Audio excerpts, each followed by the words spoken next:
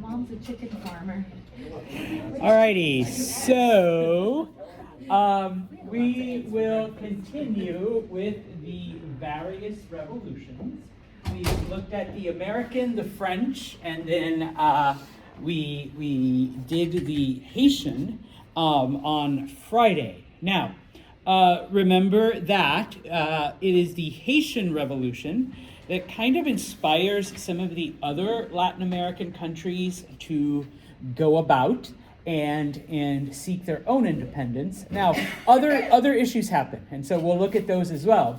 But remember, a big reason, of course, is because when it comes to Haiti, and if you remember the social divisions that the Spanish imposed on their colonies, this was, members of the lowest class that were able to overthrow a European power. And so even the mestizos in the Spanish colonies were like, well, if a group of African slaves were able to do it, then, definitely we would be able to as well. Now, that's not to say that attempts had not been made in the past, but all of those attempts had been done by strictly native groups. One of the largest native rebellions occurred in what today would be modern-day Peru/Bolivia, led by a native chief known as Tupac Amaru. Okay, and he basically led a native revolt against the Spanish.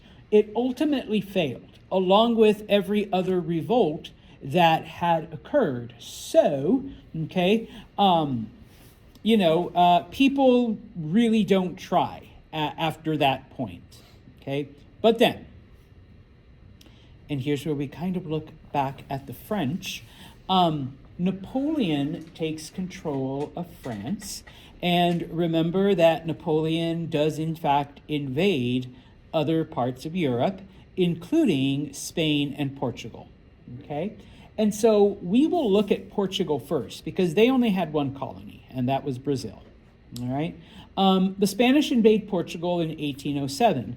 And what ends up happening is that the royal family leaves Portugal, and they go to Brazil to hide, so that they're not captured by Napoleon. Okay?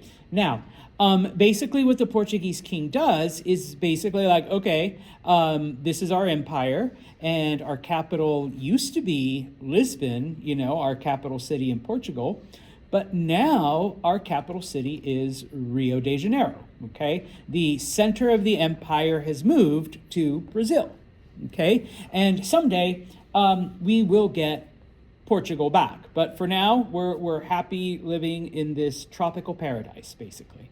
Okay, Napoleon is defeated in 1815. Okay, should keep that date up there. Okay, and so after 1815, okay, remember that all of the territories go back to whom they belonged to originally. And one of the big questions is, okay, we've seen this upheaval, and while most of the time people were talking about France, they're also referring to some of the other countries that had their royal families, expelled. And so in this case, they're looking at Portugal and they're like, hey, King, you can come home now. All right, we'll give you back Portugal. You can establish your capital city back in Lisbon, and I know it's been a rough couple years having to live out there in Brazil, but you're good to go. Okay. The problem is that the Portuguese royal family really liked it in Brazil. Okay, Portugal can be cold and mountainous and kind of drab and cloudy and stuff. I mean, it's got its charms and it is beautiful, but Brazil is warm, always. Brazil is sunny, always. Brazil has like amazing beaches. And so the royal family does not want to go back to Portugal, okay? It takes 6 years, all right, before the king finally takes his family and goes back to Portugal. because the people basically threatened to overthrow him and put in like one of his cousins or something as the new king.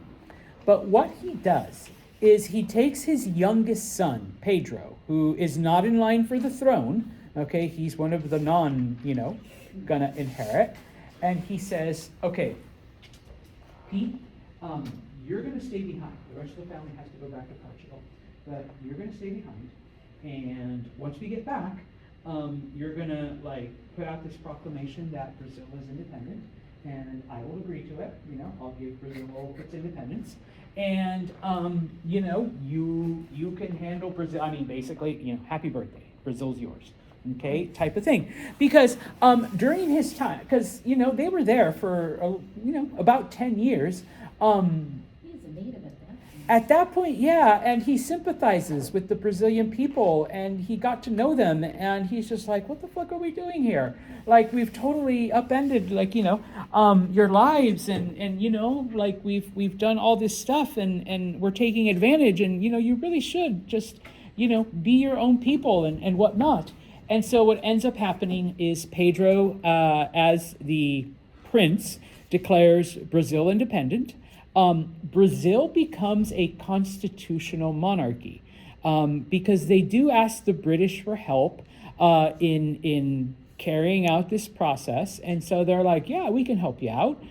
We'll get you set up with a good constitution. We'll develop a legislature. Pedro, you're going to be basically a walking, talking tourist attraction. Just smile and wave at people, just like our king. Do a couple ceremonial things, but other than that, not a big deal. Okay, and for pretty much most of the 1800s. Brazil is a very stable and prosperous nation, okay, under a king, all right? Now, the monarchy is expelled in the 1880s because people were like, well, I mean, we basically have a king that just, smiles and waves at people. I mean, do we really need that? And everybody agrees that they don't. Even the king himself, he's like, yeah, I'm useless. You don't really need me. And so they transitioned to an actual constitutional, republic. Now, the 1900s is a different story because Brazil does suffer a lot of revolutions and coups and upheaval and all of this other stuff. But throughout the 1800s, it is literally the most stable of all of the South American countries. Okay? That's Brazil. And we're done with Brazil. We'll leave them alone. All right? Because now we are looking at the Spanish-speaking countries. Oh, wait, got to show you the map. All right, there's Brazil. All right. Now, okay. We will look at, unfortunately, I can't go through every single country in Latin America, okay? But just FYI, most of them actually go through a very similar process. Okay, and so your textbook, and unless you specifically take a Latin American history class, most textbooks will focus on Mexico and South America as a clump. All right, no like real individual type of thing. Okay, but once again, this was actually my specialty. All right, so when it came to Mexico, okay, and all of the other Spanish-speaking countries, okay. Napoleon invades Spain, okay? The Spanish king is expelled. But unlike the Portuguese king, the Spanish king does not go to the colonies. The Spanish king goes to England, okay? And that's where he hides out. Napoleon's brother, Joseph, becomes the king of Spain, okay? Now,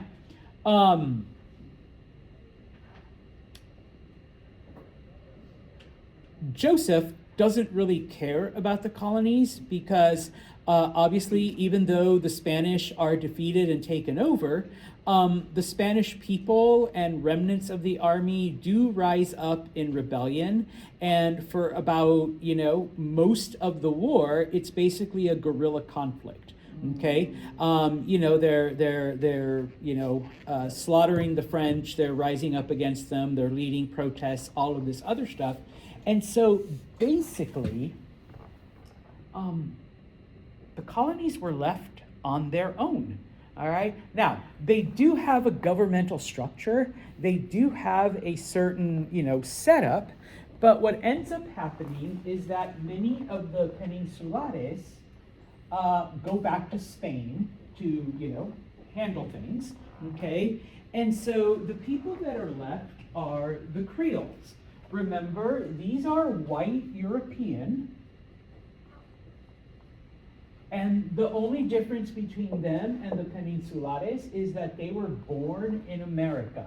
In this case, they were the ones that were born in Mexico, all right? But they're basically white European, and so they take over, okay? They take over the government, they take over the running of the colony. At the time, it was known as New Spain, Nueva España, and, things are functioning, okay, yeah, we don't really need the Spanish here.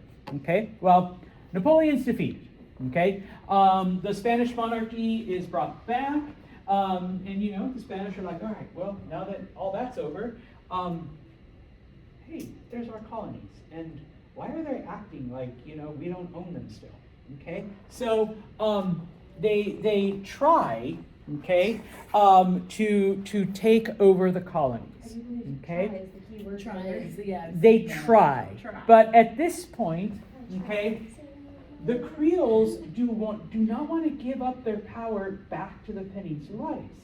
Okay? And of course, the mestizos, the mixed people, the natives, African slaves, nobody wants to give up the power that they've gained. And, many of the natives, and especially the slaves, see this as their opportunity to be able to gain some semblance of freedom.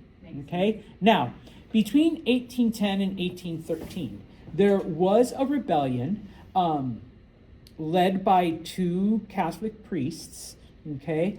But it is crushed almost immediately because it is composed strictly of mestizos and natives, okay? It isn't until the, and just FYI, September 16th, 1810 is when it happens, and September 16th is actually the day that Mexico celebrates Independence Day. Even though that initial rebellion was put down, that is considered like the day that people declared themselves independent, which it was, okay? Yeah. For those of you who thought that Cinco de Mayo was it, because I know, no offense, Americanos, but many of you think that's what Cinco de Mayo is, and it's not. Okay? Yeah, not Cinco de Mayo. No, it's September 16th is Mexican Independence Day. Okay? Now, it isn't until 1820 when the Creoles, okay, bless you, the European upper class that was born in Mexico, it isn't until then that Spain is finally expelled forever, okay, because, they have the support of the elite, of the ruling class, okay? And so, even though the revolution starts in 1810, it isn't until 1821 that Mexico finally physically wins its independence, okay? What ends up happening, though, is that because of Mexico had been Spain's main colony in the Americas, their favorite one, their biggest one, their oldest kid, the favorite child. They don't want to change the system of government, and so they actually continue as a monarchy. All right, they actually have one of the generals that led the rebellion against the Spanish. They actually put him in as king, all right? But the monarchy only lasts 11 months. It doesn't even last a year because Mexico is very unstable, number one. They try to keep the same system that Spain had, just without the Peninsulares. So yeah, they're still trying to keep the mestizos and the natives and the Africans all in their position down here. And no, they're like, no, we didn't fight for 11 years just so we could continue with the same thing, okay? Plus, it takes a lot of money, and even though the monarchy spends a lot of money, they're not bringing in a lot of money. Having a king does cost quite a bit. And so eventually he is overthrown, he is expelled, he's forced to flee. But there is nothing really good to replace him. And so Mexico's history, at least up until the year 2000, is one of unstable governments and revolutions and corruption and all kinds of things. And a lot of people are like, yeah, but like now there's cartels. And honestly, it's not as bad as it used to be for all of the things that you hear. And most of the time, those things are very, very minor. If you look at crime reports and statistics, living in Chicago is more dangerous. It is more dangerous than living in Mexico. Or I've been through Camden, New Jersey. Please, no offense, that place scared me. Like it scared me big time. You know, and I've been through cartel land before, and I was scared in New Jersey. So, you know, it was just like, you know, Mexico has had its issues, and it all goes back to this. Okay, but they did win their independence. New Jersey is like that. Now, when Mexico first wins its independence, everything in purple was Mexico. Okay. It did fight a war with the United States in the 1840s, where everything north of here now becomes the United States. Okay, it was taken in a war. So almost, I think it's like 42% of Mexican territory was taken over by the US. And so, you know, it's considerably smaller. Also, for a time, all of Central America also was part of Mexico, but they quickly like separated themselves with the collapse of the monarchy. You know, they kind of wanted a king, but once the king was gone, then they're like, yeah, no, we don't want to be a part of it anymore. Okay, so, all right. South America. All right. Like I said, unfortunately, I can't get into each individual country. Okay. But in reality, there were only two main players. Okay. Number one, Venezuela. Okay. Out of Venezuela, you get a man named Simon Bolivar, who in many cases he's called the George Washington of South America, because he does raise armies, he does lead most of the fights against Spain.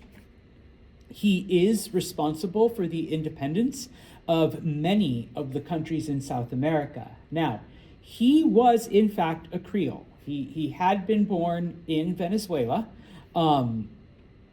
He was white European.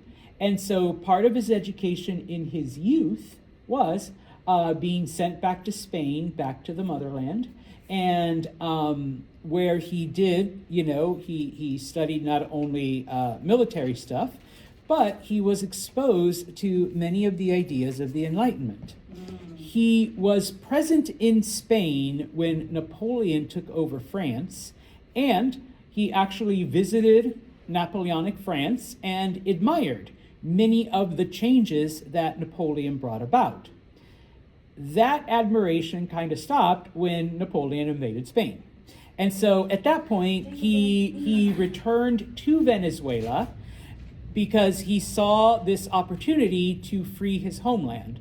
Now that, you know, Spain is under the control of Napoleon, Venezuela should be able to free itself. Okay. Further in South America, in Argentina, there was a man named Jose de San Martin, okay, who also was a member of the Creole class, who also, as a white European born in America, was sent to Spain to study military strategy and all of this other stuff. He was also exposed to Enlightenment ideals, and he was actually part of the Spanish army that failed to stop Napoleon. And once the Spanish army was defeated, he went back to his home in Argentina. Okay? And so between these two generals, between these two men, they basically liberated most of South America. Okay? From 1810 until 1824, there were several wars against the Spanish. Basically, if it wasn't San Martin, it was Bolivar. At one point, the two of them met in what is today Peru. History still doesn't know what they talked about. All we know is that San Martin left and basically turned over his army to Bolivar, and he went back home to Argentina and basically retired. Okay? So some kind of interpersonal conflict, some type of whatever, we don't know. Okay? But Bolivar then is able to defeat the last of the Spanish forces, so that by 1824, okay, there is no longer a Spanish presence in most of South America. But just like in Mexico, okay, but without a king, but just like in Mexico, many of the Creole class wants to maintain the same power dynamic. They just wanted to get rid of the Europeans, okay? But they still wanted to maintain control over the mestizos, the natives, the Africans, etc. And so basically what ends up happening is that the wars continue, except that instead of it being the colonies against Spain, okay, it now becomes the Creoles and then certain members of the mestizo class that have more privilege fighting against Native Americans, blacks, and the rest of the mestizos. Yeah, okay, basically.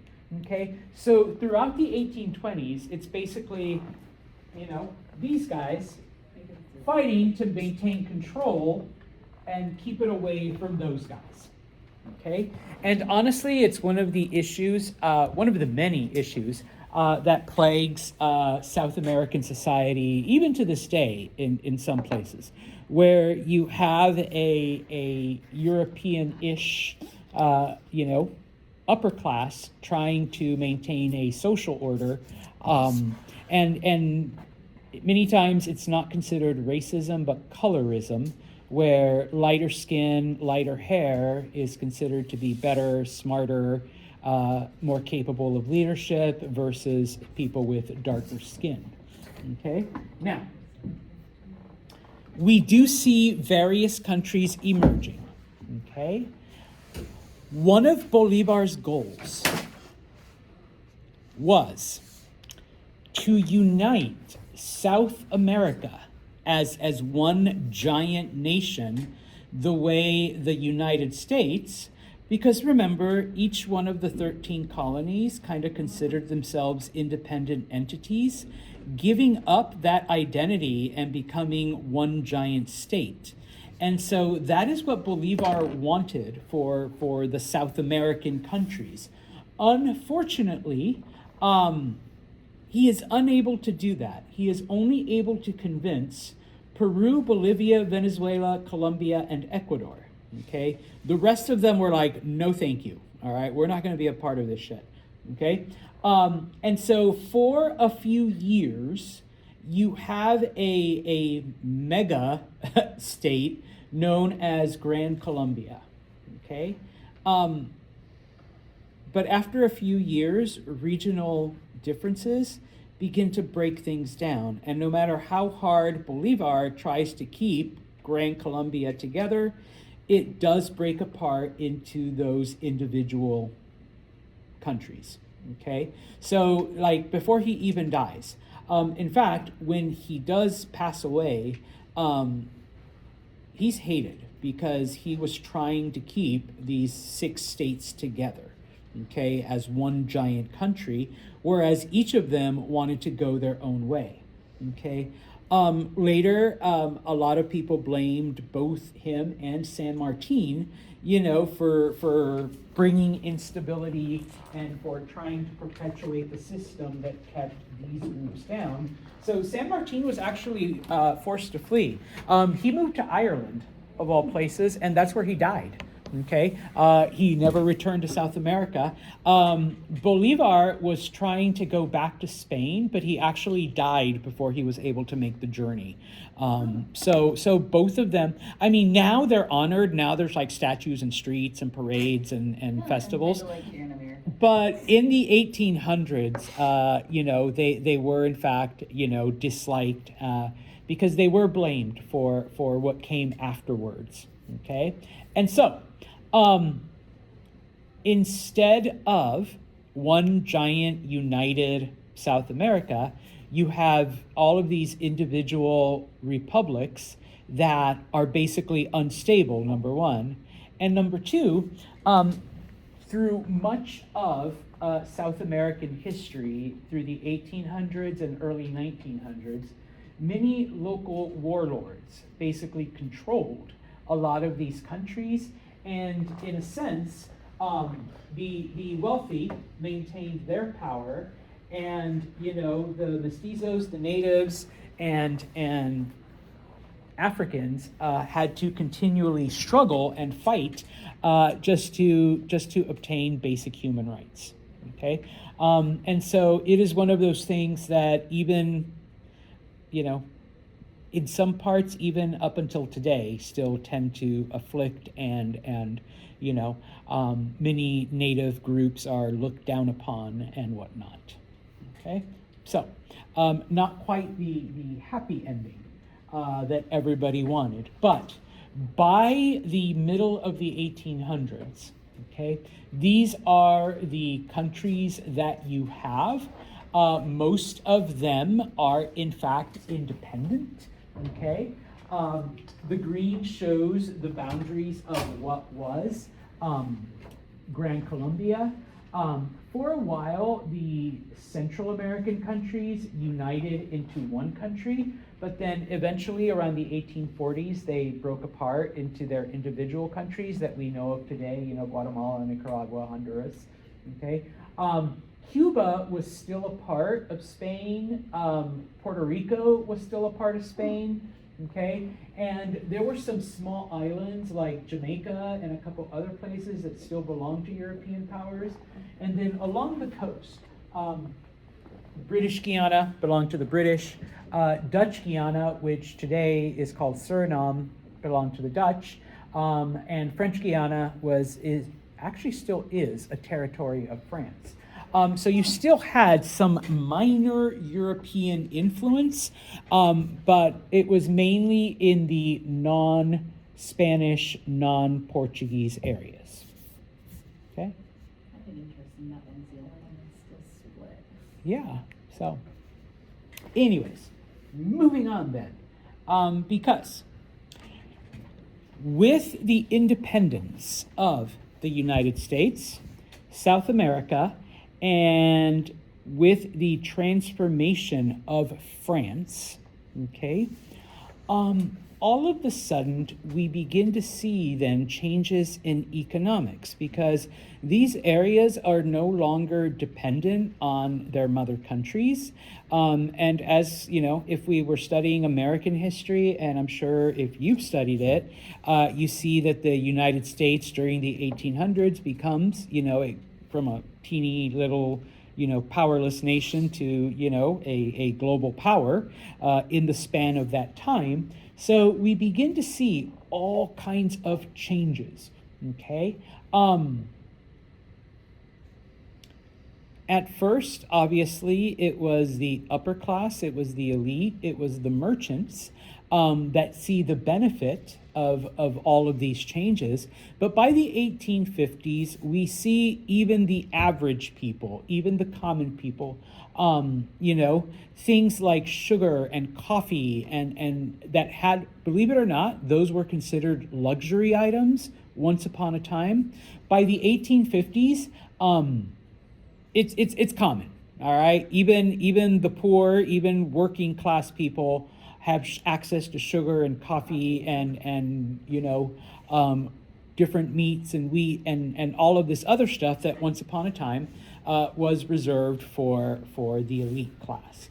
I know it always, surprises me because I think of like cowboys drinking, black coffee, out. But just like maybe 40, 50 years before that, it was considered a luxury item. Okay. And so, obviously today, well, maybe little by little, like it's getting more expensive. All right. Type of thing. One of the things that we see, okay, the biggest thing, all right, is this economic revolution, this economic change basically brings about the end of mercantilism, okay? And it is replaced by the principles of capitalism, okay? Wealth is unlimited, okay? Competition is good, all right? Because as I struggle, as I fight to make myself rich, and Veronica struggles to make herself rich, and we start competing against each other, all of you are going to benefit, and society is going to benefit. Okay? It works to a certain degree, Veronica. It does. Okay? Now, it doesn't just happen on its own, though, because on its own, it's just a theory. It's just, you can't expect, our greed to somehow make life better for everyone else, okay? A couple things happen. Number one, okay, we see the advent of free trade because remember, we no longer look at the global economy as a pie, where if I have a bigger piece, that means that Veronica has a smaller piece, okay? We see it as, hey, I can benefit, you can benefit, let's benefit together, okay? And so in this case, if we don't get the governments involved, then each of us can make as much money as we want. And yeah, wealth is unlimited, okay? We can each make as much money as we're hoping to make, number one. Number two, and we can't stress this one enough, technology, okay? We get a technological revolution as well. And it is this that basically speeds up the entire process, okay? And we have a few devices that help out during this time. Probably the most important one, though, is the steam engine, okay?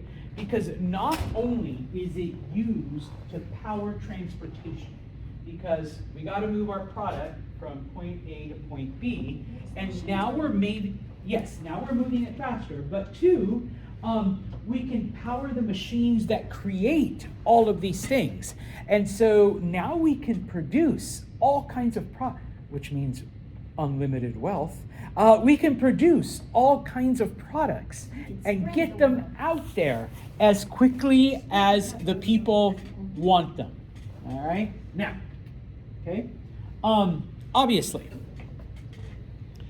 we need money, okay? And once again, wealth is not limited, so you got to think big, okay?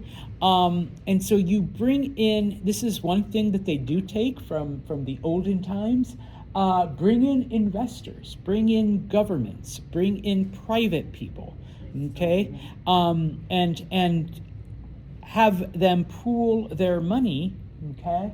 Of course, remember, when you do have people investing, what do they want back? Money, yeah. They're not doing it for the sake of science. They're not doing it so that, our country here has a better widget, a smaller widget, a more efficient widget, all right? They're doing it because they want money on whatever we're creating, okay? Now, so we enter an era, all right, during the 1800s, it's known as the Industrial Revolution, okay? Once upon a time, if you wanted, I need to say shoes, I was going to say shoe, but if you wanted shoes, okay, you went to a shoemaker and they made it by hand so that it was custom to your foot, okay? And it took a long time, all right? But it was quality craftsmanship and it lasted you, okay? Now, with the advent of manufacturing, but it cost you quite a bit of money. But remember, it lasted you most of your life, okay? Well, with the advent of technology now, You don't need an individual shoemaker to make you your shoe, okay? Because now you have factories, you have machines, you have workers that can do this at a much faster pace. Now, granted, it's not molded specifically to your foot, and the quality is going to be nowhere near as good, but it's going to be so much cheaper, so that, people, and this was a fact of life, people that didn't have shoes could get them. Now, granted, you'd be buying them every couple months, every couple years, whatever, okay? And so in order to do this, number one, you need raw materials, more so than you had before. And so one of the things that this does, we've lost some of our colonies, but those places can still provide us with raw materials, okay? So we're not going to stress too much. But there are a lot of parts of the planet where, up until now, the only thing we've ever done is, kidnap black people. So what if we start seeing if there's any other resources that we can take out, okay? The only thing we've ever done is take, spices from Asia, silk. What if we take more? What if there are other things that we can use from there as well? Okay, and so we begin to see that the United States and other European countries, as they develop manufacturing, they become the dominant players. And farming societies, agrarian societies, they slowly fall behind, okay? Because remember, most people farmed to survive. That's how you ate, okay? That's how you lived from year to year. Maybe back to that time. You did have some commercial farms, and we will see an increase of those. But once again, most of the people need money. Most of the people are losing out to these giant commercial farms. And, there's these factories now where I can go and work and get money, and I can buy the things that before I either had to grow myself or make myself or save up or barter or trade with, the tailor so I could have a new shirt, or the shoemaker so I could have a new pair of boots. And all the organic stuff now is super expensive. Yes, okay. Now, what ends up happening, of course, is that with the advent of all of these products and at a cheaper price, we experience a consumer revolution, okay? Luxury items are now within the reach of the average person, okay? So guess what? The average person wants them, okay? Things that have been denied to them for so long, okay? Nice clothing, better food. Like I said, things like coffee and sugar that had been the realm of the exclusive class can now be had by your average person. And so people begin demanding more and more of this. Okay? I imagine a society without sugar. I don't know why. Yeah. I just can't. You can try to create one, I suppose. Now, it is during the middle of the 1800s that the word shopping becomes a thing. Because before this time, you bought things that you needed to survive. Okay? Because remember, most of your food you grew yourself. Okay? If you bought something, it was because you needed it to live or to feed yourself. Strictly buying something just to buy it, or strictly buying something just to have it, was unknown until the Industrial Revolution, okay? You had clothes because it was practical, you needed to cover up, you needed it for work, okay? But now, buying things, because hey, sometimes I want to wear something nice that I don't work in, okay, type of thing. And so, we get the birth of marketing, okay? Because it is no longer a question of, is it practical, is it useful, is it what I need to, to farm or to work. It is now like, I want to look nice, okay? I want something that I can wear that isn't for me to go to work, okay? Now, we do begin to see a change then, because we are now shifting from practical things to things that look good, okay? And so in this case, when it came to women's fashion especially, okay, because ladies, I'm sorry, We buy a lot. I was going to say you were expected to cook, clean, and make babies. So when you do go out, ladies wanted to look their best. And so in this case, whereas before, you if you're just going to be farming, if you're just going to be like growing food, if you're going to be collecting eggs from the chicken coop or slaughtering a pig, you just need what allows you to do that. But now that you're buying things just to look good, hey, and I'm sorry, I don't mean to sound like creepy, but let's show off what makes you look good. Okay, so clothes began to accentuate women's bodies, women's figures, women's curves, okay, type of thing. Before, that was the exclusive realm of the elite, of upper class women, of the ruling class, of the nobles. Okay, now,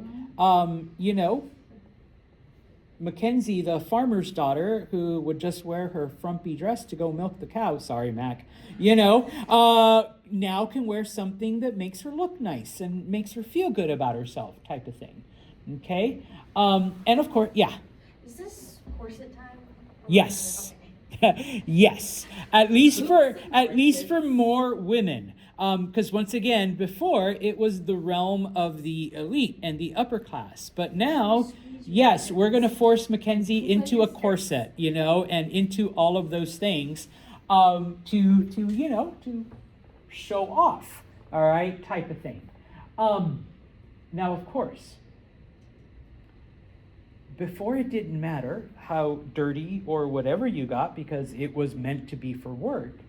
But now if you're going to be able to wear it again and again, we need to create products that people can clean at home rather easily, okay?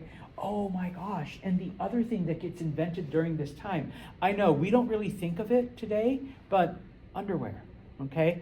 During the 1800s is when people start using underwear, okay? To be nice and comfy. And just to throw in a little bit of local history, from the 1840s until the 1870s, Utica was the capital of union suits. This is where most of the union suits came from. And if you don't know what a union suit is, it's that one-piece underwear with the flap in the butt so you can take care of business, okay? Like 80% of them in the United States were made here. That's kind of cool. I mean, I know it is weird, all right? But, obviously once that went out of style, then, just drive up and down Broad Street and you'll see what the result of people not, so bring back the union suit, I don't know, type of thing, okay? Let's see. We'll start. Around 1850, okay, we see the birth of marketing and advertisements. Because before, you needed something, you bought it, okay? You didn't need it, you didn't have the money for it. But now people's attitudes are changing, okay? Remember, shopping is now a verb. You're buying things for the sake of buying, okay? And so it is around the 1850s that magazines and newspapers, before they made the bulk of their money from subscriptions, from people actually buying it and subscribing to it. Yes. After 1850, newspapers and magazines made their money from advertisements, okay? Because, that was the media that people consumed the most back then. And so if I want to focus a product that I want, Schmitty to buy, then I am going to put it in a magazine that I know Schmitty reads, Okay? Or if I want Mackenzie to buy something, I am going to put it in a newspaper that I know that Mackenzie is going to pick up and read. And advertisers suddenly realize that, like, yeah, like, we don't have to go door to door. We don't have to, like, yell at people to buy stuff. We can just put the pictures in the things that they're already reading. Okay? And that will. And to us, it seems like, oh yeah, I get all kinds of pop-up ads on my thing, like, constantly. But the fact that this becomes the first time, okay? Now, we also see, of course, people really, really want alcohol, and people really, really want guns, okay? And while Europeans had been using guns to buy slaves, they find that they can also use them to buy spices and vanilla and chili peppers, and they can exchange them for gold and other resources. And of course, in many areas, alcohol was not considered like a thing until the Europeans brought it. And, you know,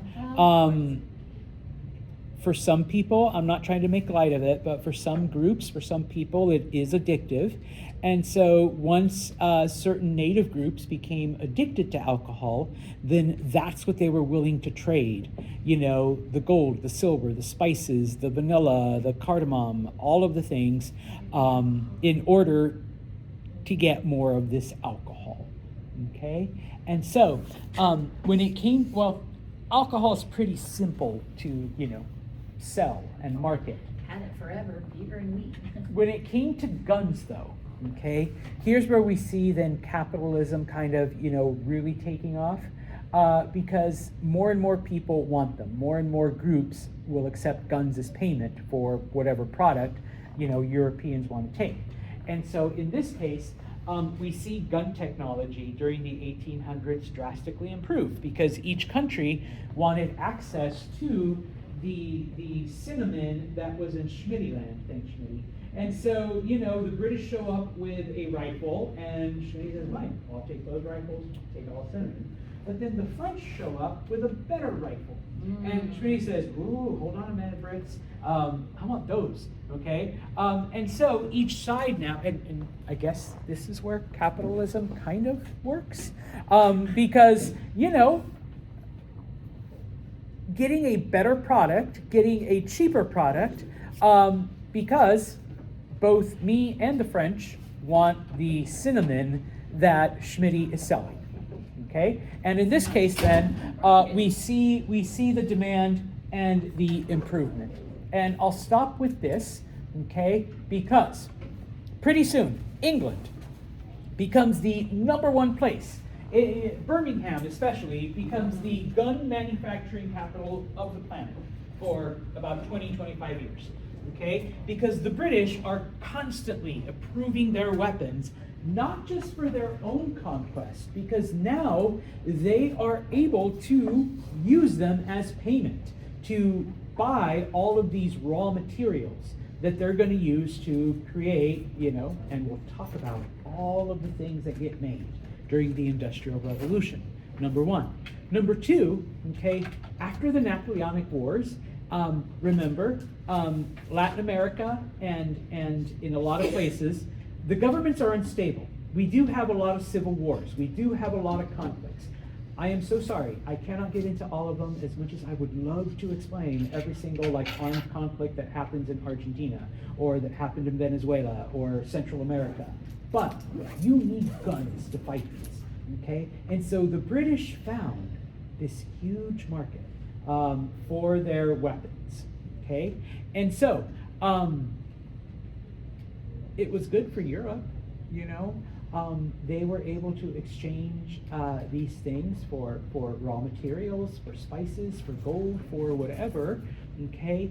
But especially in places like Asia and Africa, not so much in the Americas, but in places like Asia and Africa, we see manufacturing held back for decades, all right, until the 1900s, basically, because why would this particular country want to manufacture something, if I could just get it from the British or from the French, later from the Germans or from the Americans, and all I have to give them is, you want spices, really? You want vanilla? You want, bananas? Yeah, sure, take them all. Just leave the guns, all right? Leave the technology, okay? Because that's what we really want, okay? And so, yeah, all right? All of the things that I suppose these countries could have made, they just bought it from other countries, all right? On Wednesday, okay, we will then talk about the things that lead to the Industrial Revolution. So we're going to take a step back to the 1700s and then how society changes. All right, guys?